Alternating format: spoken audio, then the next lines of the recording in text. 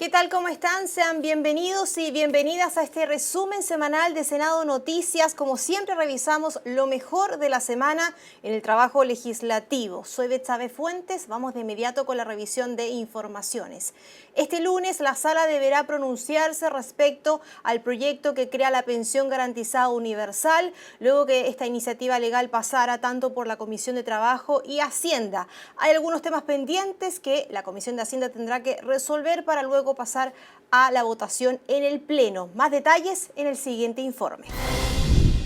Bueno, yo creo que ahora estamos terminando, por lo menos en comisión, esto. Hemos trabajado todo el día hoy día y espero que esto en la vida misma tenga el resultado que se espera. Creo que una forma correcta, buena de hacer las cosas, y creo que tiene que tener la tranquilidad de haber inspirado junto al ministro de Trabajo y una reforma de pensión más importante que se ha hecho en la historia de Chile. Palabras para concluir una extensa jornada de trabajo y que permitió a la Comisión de Hacienda del Senado despachar las iniciativas que buscan mejorar las pensiones en Chile. Salvo por algunas precisiones, el proyecto que crea la pensión garantizada universal, PGU, y la iniciativa que permite su financiamiento se alistan para ser votadas en la sala del Senado el próximo lunes. Los detalles de precisión de norma. Por ejemplo, el tema del plazo en que la CMF tiene que impartir las instrucciones, las definiciones de algunos temas que van asociados al impuesto al lujo, pero creo que lo importante es que hoy día se termina un trabajo que lleva ya varias semanas, que ha sido en comisión, fuera de comisión, en paralelo, y que creo que lo más importante es que ha permitido poner de acuerdo al gobierno que sale y el gobierno que ingresa. Aquí han trabajado los equipos técnicos del presidente electo Gabriel Boric, los diputados de su coalición de gobierno y senadores de las comisiones de Trabajo, de Hacienda y otros colegas que se han ido sumando para construir este acuerdo. En Hacienda se logró acuerdo en varios aspectos relacionados con la estructura del financiamiento. En ese punto y a través de una propuesta del Ejecutivo se aumentó la recaudación tributaria de 0,35 a 0,67 puntos del PIB. Otros de los acuerdos contemplados son gravar las patentes mineras, aumentar la sobretasa al impuesto territorial y el denominado impuesto al lujo, que aún requiere algunas precisiones. La verdad es que no hay mayores diferencias, lo que sí se necesita precisar. Si ustedes miran la norma, viene precisado que los vehículos, los automóviles pagan impuesto, una sobretasa sobre 40 millones de pesos en valor. No está claro en el caso de los helicópteros, aviones, vehículos de mar como lanchas o yates, en fin.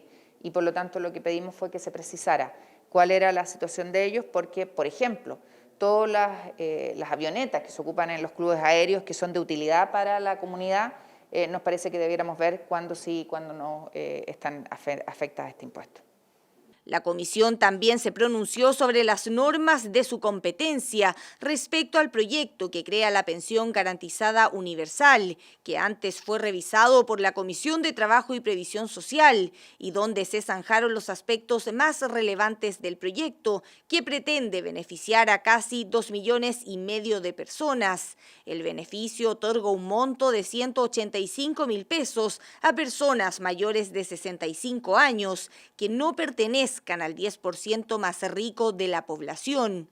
Además, se aumentó la cobertura del pilar solidario de invalidez y se amplió el monto del subsidio de discapacidad mental para menores de 18 años, eso entre otras cosas. A corto plazo está financiado el proyecto, en consecuencia no tendría dificultades el próximo gobierno para sus efectos. Con todo, este es un beneficio permanente que va a durar 30, 40 años. Entonces usted requiere financiamiento para 30, 40 años. Y ahí hay incertidumbre respecto a si las fuentes de financiamiento van a rendir todo lo que se supone que iban a rendir o si el gasto va a ser el que se supone que iba a ser. Eso lo vamos a saber al caminar, al andar. Pero para eso también yo soy optimista que va a haber un espacio de tiempo para plantearnos una revisión del proyecto en caso que fuera necesario en términos de financiamiento. Estamos concretando algo que parecía un sueño, que es tener una pensión garantizada universal para el 90% de nuestra población. Siempre Estas iniciativas tienen por un lado el beneficio, pero por otro lado que tenemos la obligación de que estén financiadas. Y tal como lo dijo el ministro de Hacienda desde el día 1, esta es una iniciativa que está financiada. Yo creo que se ha hecho un trabajo muy serio, muy responsable, se ha hecho un trabajo con gran sentido social y eso es lo que nos tiene a todos muy contentos. Este lunes la Comisión de Hacienda realizará los últimos ajustes y el mismo día podría ser visto en la sala del Senado. La idea es despachar el proyecto antes que termine el mes para comenzar con los primeros pagos en febrero. Y durante esta semana la Comisión de Constitución ha avanzado en el proyecto sobre indulto. Se cambió el nombre de esta iniciativa legal denominada ahora amnistía. Los senadores reconocen que no podrán avanzar en su aprobación, al menos en este periodo legislativo. Más detalles a continuación. La Comisión de Constitución esta semana inició la votación del proyecto que otorga un indulto general por razones humanitarias a las personas detenidas en el estallido social. La instancia resolvió en primer lugar la admisibilidad de la indicación del senador Francisco Buenchumilla, que propone sustituir la iniciativa por una amnistía. El artículo establece que en el caso de que aquellas personas que ya han sido condenadas, que son la gran mayoría, para poder solicitar la amnistía, pueden pedírsela al juez de garantía. Esa es una atribución que hoy los jueces de garantía no tienen y como consecuencia de lo anterior es norma de ley orgánica. Asimismo, se aprobó una indicación que sustituye el nombre de la iniciativa. Respecto al avance del proyecto, el senador Pedro Araya explicó que aunque se cambie la figura legal, no estarían los votos para que el texto avance en la sala, insistiendo que se requieren los respaldos de la centroderecha. Y quedamos sin alcanzar a votar, ¿no es cierto?, en el catálogo de delitos que se amnistiarían eventualmente de aprobar este proyecto. Las indicaciones, las pocas que se alcanzaron a aprobar, que fueron 2, fueron aprobadas por 4 votos a favor y 1 en contra, que es el mío. Dijeron que íbamos a seguir la próxima semana, pero yo creo que falta bastante, vimos 2 indicaciones. Distinguir entre la parte jurídica de esto y la parte política. La parte jurídica de esto, si nosotros colocamos artículos que dicen relación con facultades de los tribunales, eso eleva el quórum a ley orgánica constitucional.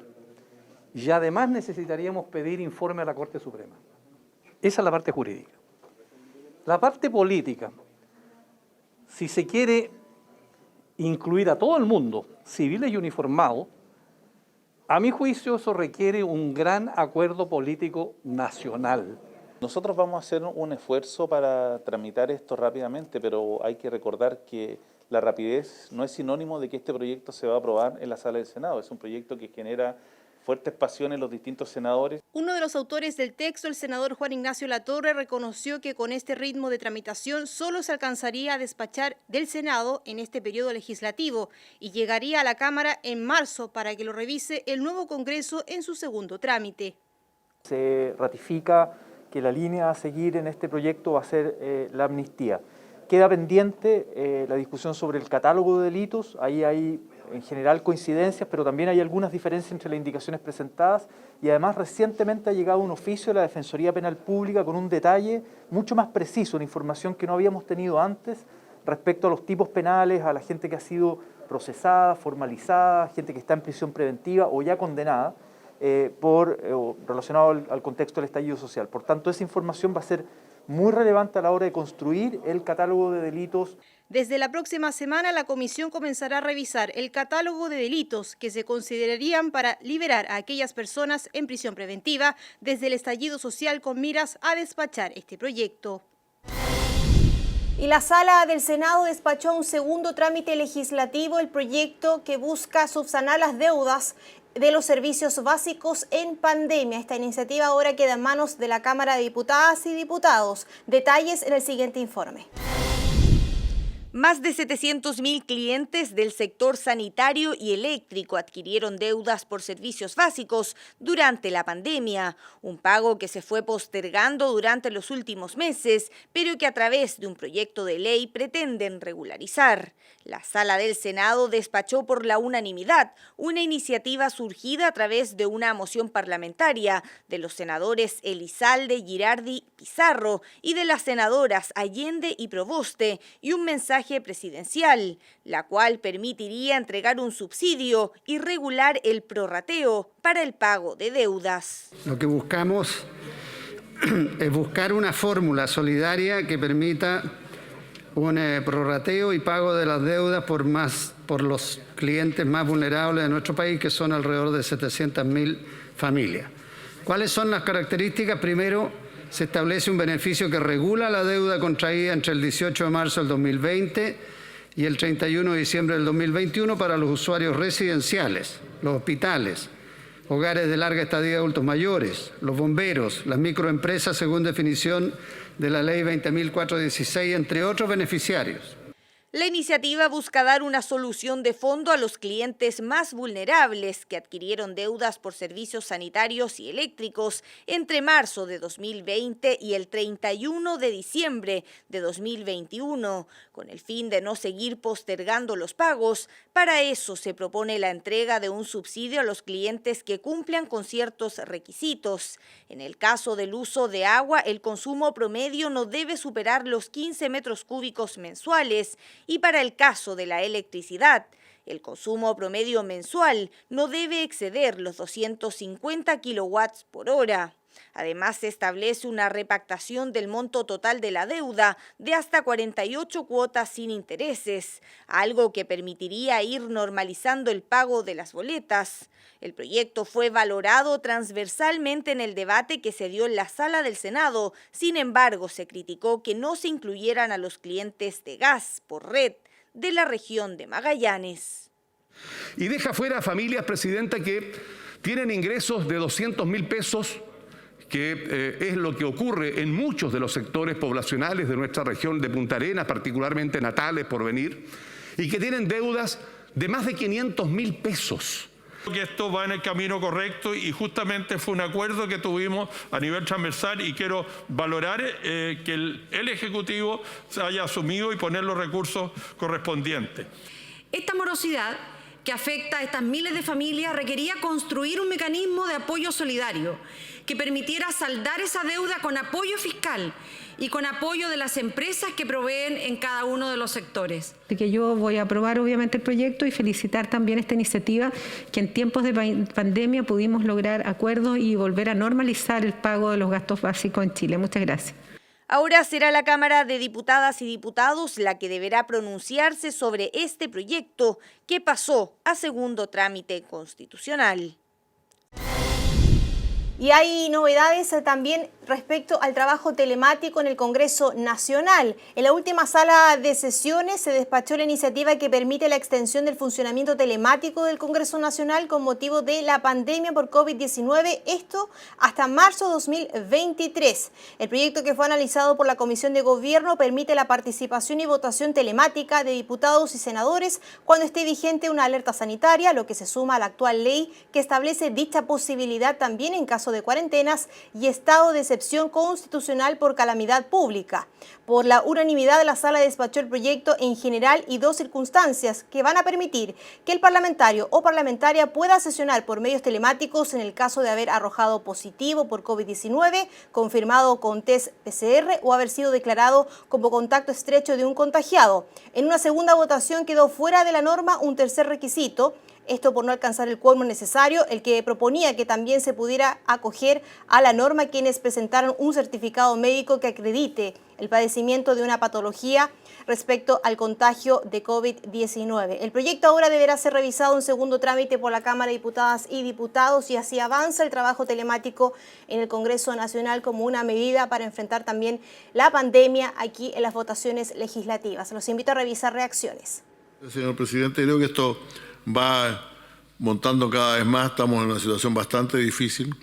Esto resuelve el problema de los senadores que caigan con COVID-19 o que tengan, como lo tiene hoy día, algunos senadores en situación de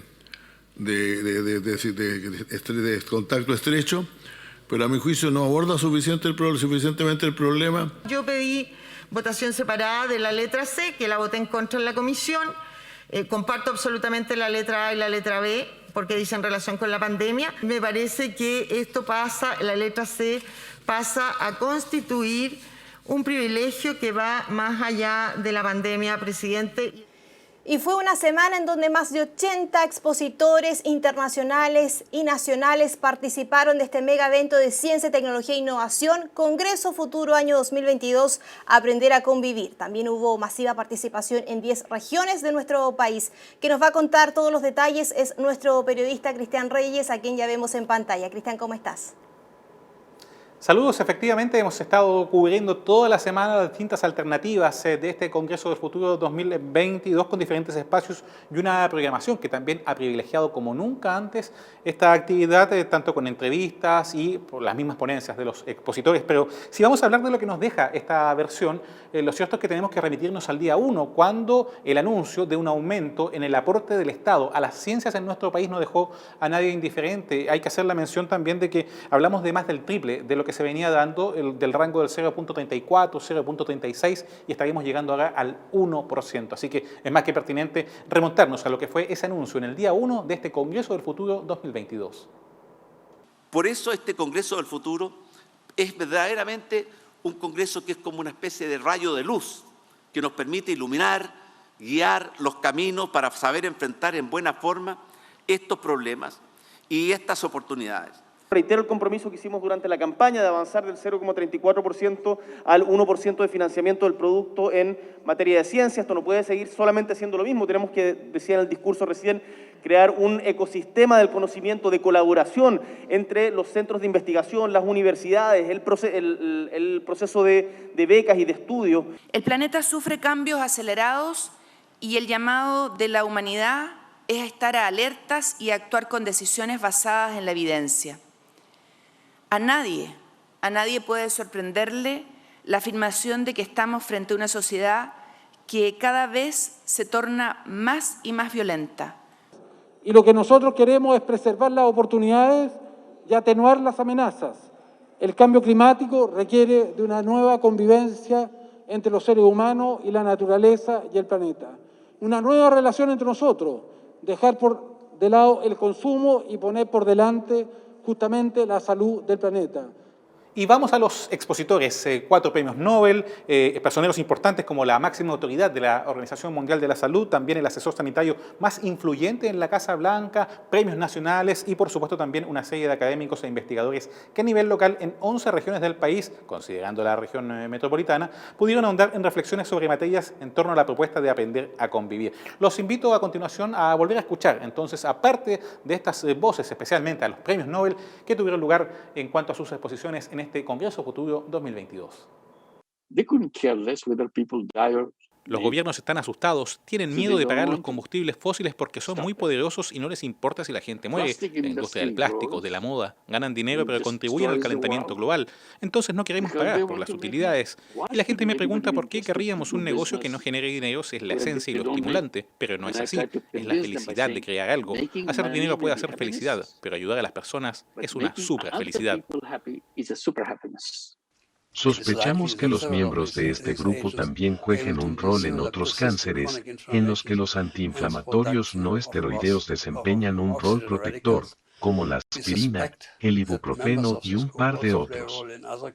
Además de estos cánceres, hay otros candidatos interesantes, es decir, las enfermedades neurológicas crónicas con reacciones inflamatorias y aquí en particular, también, la enfermedad de Alzheimer, la enfermedad de Parkinson y la esclerosis lateral amiotrófica, que debe investigarse más a fondo. Aprendimos que las baterías del litio pueden desarrollarse de forma extremadamente rápida, resolver su cadena de abastecimiento. En cuanto a cambio climático, sin duda va a perturbar nuestras vidas con incendios, inundaciones, etc. Tendremos que adaptarnos. Y Chile tiene la posibilidad de tomar un rol preponderante en comparación con otros países. La primera, y relacionada con este punto, es el aprovechamiento del impacto de la crisis de COVID-19 para una protección social general integral y una revisión de nuestro sistema de protección social que ponga en el centro la dignidad y el cuidado de las personas que necesitan ayuda. Hacer eso requiere de un esfuerzo, por supuesto.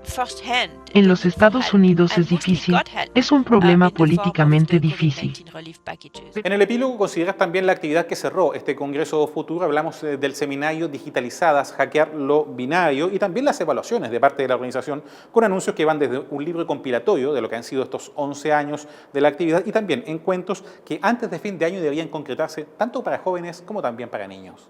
Desde la infancia, desde los dibujos animados, desde los juguetes, desde la educación formal preescolar, desde lo que ven los niños y las niñas en la publicidad y en los medios de comunicación, la naturalización de una única forma de ser mujer. ¿Y qué necesitamos propagar hoy a la velocidad del Omicron? La conciencia de género, el empezar a ver el mundo a través de estos anteojos violetas que nos permitan ver estas diferencias estructurales. Este es un congreso que no tiene conclusiones. Nosotros no, los científicos exponen y las conclusiones las toman las personas, sino que al revés. Lo que queremos es abrir el debate, entregar la información, pero sí la conclusión que tenemos que hacer es cómo nos fue, qué tal lo hicimos, cuáles son las correcciones que tenemos que hacer para que el próximo año sea cada vez mejor. Además está decir que tanto las exposiciones que vimos en esta versión del Congreso Futuro como también las entrevistas y ponencias a nivel regional estarán disponibles tanto en nuestra programación, en nuestras plataformas, como también en el sitio oficial del Congreso Futuro, www.congresofuturo.cl. Adelante ustedes en Valparaíso. Agradecemos a nuestro periodista Cristian Reyes por la información. Usted puede saber más de lo que fue Congreso Futuro año 2022, aprender a convivir a través de tv.senado.cl, por supuesto nuestra señal oficial TV Senado y también en congresofuturo.cl. Nosotros seguimos avanzando en más noticias porque hay novedades respecto al Consejo Directivo del CERVEL. Finalmente la Sala del Senado ratifica a los nuevos consejeros de esta institución. Hablamos de María Cristina Escudero, David Huina y Pamela Figueroa, quienes integrarán dicha institución desde febrero de este año por 10, 8 y 6 años respectivamente. Allí con 33 votos a favor y una abstención, la Sala del Senado ratificó como nuevos integrantes del Consejo Directivo de CERVEL a los nombrados y por supuesto el senador Pedro Araya, presidente de la Comisión de Constitución, informó a la Sala la audiencia que tuvo esta instancia legislativa donde ratificaron a los nominados según información de senado.cl. Vamos a revisar la intervención del senador Araya. En este sentido, se abogó por integrar a más sectores políticos en materia de nombramiento de órganos colegiados, recogiendo de mejor forma la realidad política nacional actual. Señora Presidenta, cabe hacer presente que los 3 postulantes cumplen con los requisitos de experiencia y excelencia profesional que se requiere para el ejercicio del cargo para el cual se les nomina. Lo señalado constituye una garantía respecto al prestigio que ostenta el CERVEL tanto a nivel nacional como internacional. Y nos mantenemos en la página web senado.cl con más noticias legislativas. Hay novedades con el estado de excepción en el sur de nuestro país. Visan nueva prórroga del estado de excepción para la macrozona sur. Así titula la información. La medida que va a regir hasta el 9 de febrero se aplicará en las provincias del Biobío y Arauco, en la región del Biobío, y las de Cautín y Malleco. Es la medida que nuevamente ha tenido que analizar el Senado. La sesión estuvo marcada por las condolencias también transversales del asesinato del trabajador forestal César Millagual Cayupe, que lamentablemente una persona más fallecida en la Araucanía. El texto reitera que se declara nuevamente el estado de excepción y que debe renovarse en 15 días más. Se ha hablado de presentar incluso un proyecto de ley para evitar que exista una sesión en el mes de febrero. Pasemos a revisar reacciones de lo que fue el debate en la sala. Por lo tanto, estamos en presencia ante un problema que efectivamente es complejo. Nunca lo hemos negado como Ejecutivo, nunca lo hemos negado como Gobierno, pero sí creemos que los números en cuanto a los ataques, a la violencia, están más controlados. La evidencia que habla del trabajo con los municipios, en este caso, por supuesto que también entrega una base importante para el año 2022 con respecto a la forma de trabajar justamente a nivel local. Yo voy a aprobar este estado de excepción nuevamente y insto a revisar el proyecto que hemos presentado algunos senadores en torno a ampliar el plazo, porque efectivamente, lo quiero decir solo una vez, vamos a llegar a un punto en febrero en donde va a haber receso legislativo. Voy a votar en contra, convencido que esta política es equivocada y que requiere una atención especial que no va en la línea de poner militares, va en la línea de hacer política social y de reconocer el robo de tierra a las comunidades mapuche. Ojalá que el gobierno mirara también, con el mismo cariño que mira la región de la Araucanía del Biobío, mirara la región de Tarapacá y tuviera o pudiera tomar medidas como estas excepcionales, muchas veces dolorosas, pero que son justificadas cuando junto a ellas eso significa salvar vidas o cuidar la integridad y la tranquilidad de todas las personas que habitan estas regiones. Y con esta información nos comenzamos a despedir. Yo los invito como siempre a revivir todas las noticias legislativas que marcan la semana en el trabajo de comisiones, la sala de sesiones y mucho más a través de nuestro canal de YouTube TV Senado Chile, que usted ya ve en pantalla. Usted puede ver además nuestra programación y también estamos en todas las redes sociales que ya ve en pantalla. Soy Betsabe Fuentes, que tenga un excelente fin de semana. Nos reencontramos el lunes.